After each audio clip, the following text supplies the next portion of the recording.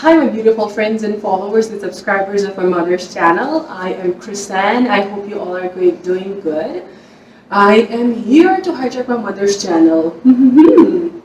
Hey, what are you doing? I just went away to tie my shoelace and you hijacked my channel. Well, you were just a minute late, I guess. Alright friends, you all got to know who is she, and she's my daughter. She already introduced herself. The topic itself says that we are going to tell you, or we are going to show you how she planned the trip with infant to Ontario. So I just would like to hand over to my daughter, Chrisanne. All yours. Thank you so much. Okay, so without further ado, I would like to introduce you on how we planned this trip with an infant. I have been here in Canada for a couple of years, and the major part of me staying in Canada was in Ontario. It's the first time for my family to visit Ontario with me with my eyesight. So I was pretty excited.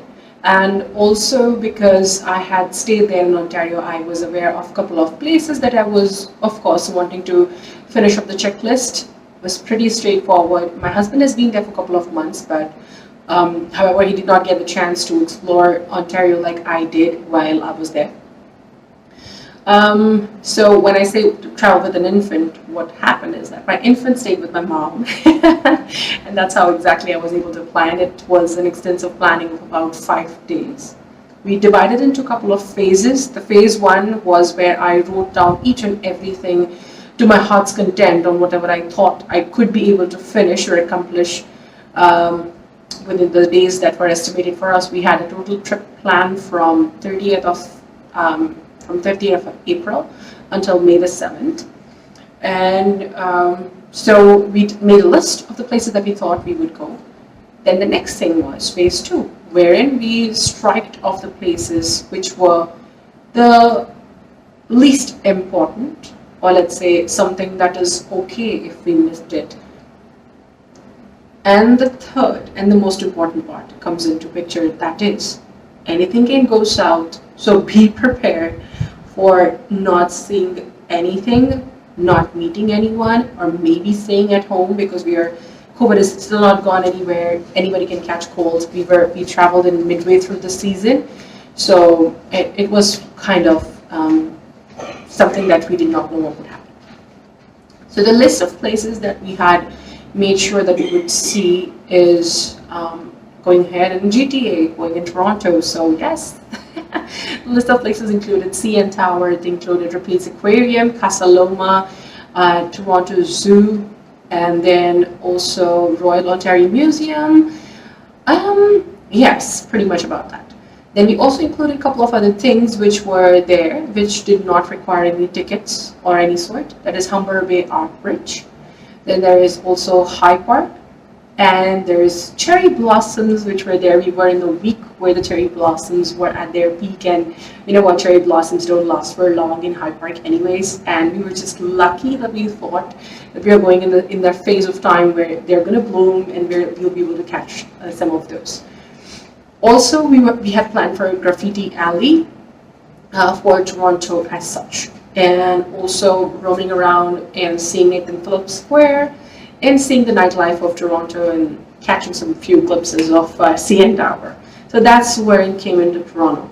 Then the next things that we had planned was in and around Niagara Falls. So apart from the falls itself, we had planned for a journey behind the falls, whitewater walk, then Whirlpool aero car, and a bird kingdom. So apart from the falls, these are a couple of things that we had planned. Be careful, these things were made a list, keeping the fact that we are traveling with an infant. So we were trying to keep it infant friendly at the same time. Right. So my piece of advice when it comes to Toronto is that please check out City Pass, depending on if or not you have time. So when we ended up purchasing the City Pass, it was about 40% off. This means whatever I would end up paying just looking at Ripley's and CN Tower, I paid the same exact amount, but to see 3 other attractions as well. City Pass is something like, okay, fine, you go ahead and avail once within the next consecutive 9 days, you should be able to finish the rest of all the major attractions which are coming with the pass. So if you're having a trip which is going to give you some more leisure time to go ahead and explore a couple of other attractions, then City Pass the way to go. That's what I would suggest. The next thing was we were also looking into parking, on where the parking spots are. Everything on Google Map, of course. I did not own a car back then, so I did not know what places the parking spots will be available. Like, not for sure, of course. So just have to go way through Google. I will let you know in the description on where exactly we parked and how much did it charge us and was it good or not, right? The same thing we did for Niagara Falls as well, and the same thing we did for Bird Kingdom too.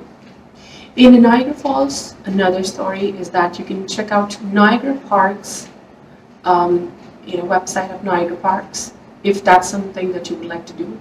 It's not just the falls. There are a lot of things that you can go ahead and explore. If you want, you can take a couple of days also at Niagara. That's the amount of, attractions and things to do is what offered by Niagara, in and around Niagara, including Niagara on the Lake, a beautiful, beautiful historic city that is located right around the corner with Niagara Falls.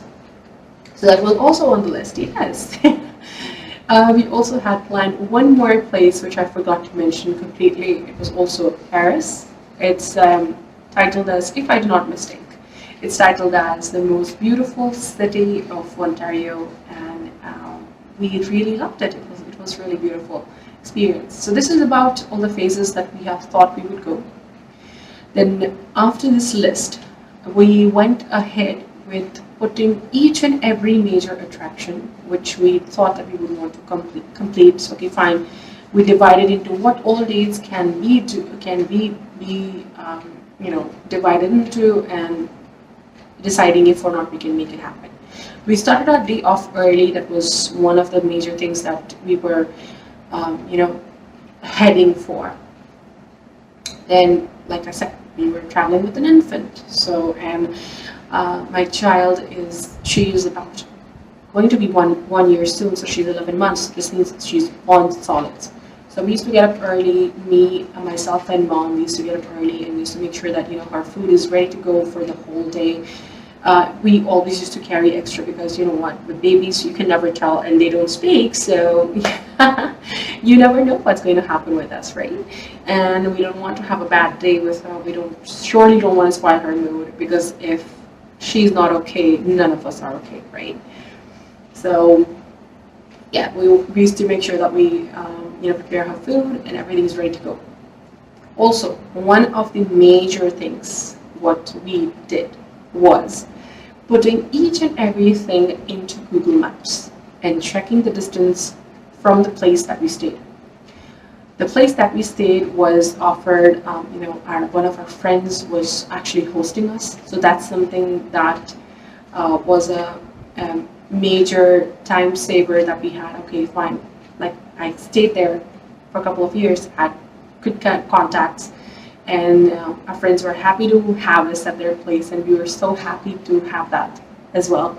So we used to calculate the time from where we were leaving until the attraction that we were going. And what I did was calculated the maximum time, because Toronto can get crazy anytime, any moment. And though you have penned down that, okay, fine, I want to leave at 10 o'clock, you may or may not leave, because we have a major X factor, and that's our child. So it can or cannot happen. And then penning it down, okay, fine, like let's say we start at 8 o'clock, from 8 o'clock to 9:45, we are on the drive, and on the drive by the maximum time, not only because of the traffic, because we might need to, have a stop for Tim Hortons, or, go to the washroom for the adults or the child. Maybe the child is fussy, you want to feed them right away, or, maybe it's just another stop, or it's just another crash that has happened, which is something that nobody can predict. So that's the reasons why, those are the major reasons why we calculated the maximum time for traveling. The next stop is that where I had labeled on the places and on the days that I thought was the most impractical things that we were doing, because if you are traveling with adults alone, sure, you can start early, sure, you can end up late. But when you have kids along with you, you want to make sure that they are the first ones to be happy, right? If attractions are not seen, they are not going anywhere. They're not going anywhere. They're just going to be there. So maybe next time is always a good time. And it will surely happen, I'm pretty sure. And okay, so that's pretty much about it that I would like to share with you guys on it. We'll also share on the screen, like you see, what all we did, what all we were able to accomplish, and things like that. This video is actually made after the trip was done.